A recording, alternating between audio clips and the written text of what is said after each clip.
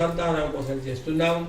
ఈ సత్యాస వ్రతము ఈ స్వామి ఎవరో ఒక దేవ శ్రీమన్నారాయణ ఒక అవతారం.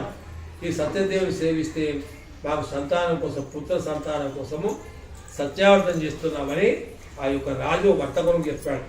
ఆ వర్తకుడు అంటూ, రాజా మరి నాకు కూడా సంతానం లేదు, ఒకవేళ నాకు సంతానం కలిగినట్లయితే తప్పకుండా నేను కూడా సత్యావ్రతం చేస్తానని చెప్పి తీర్థప్రసాద్ తీసుకొని పడవ మీద ప్రయాణం చేసి వాళ్ళ నుండి కళింగపట్నానికి వెళ్ళాడు.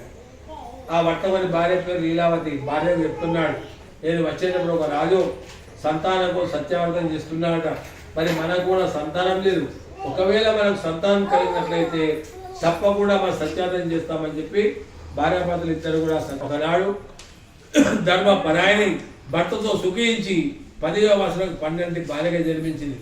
ఆ కూతురు పేరు కళావతి అని పేరు పెట్టారు. అప్పుడు వర్తకుని భార్య అంటుంది, స్వామి మనం ఆనాడు ఒట్టు పెట్టుకున్నాం కదా, మనకు సంతానం సత్యవ్రతం చేద్దామని.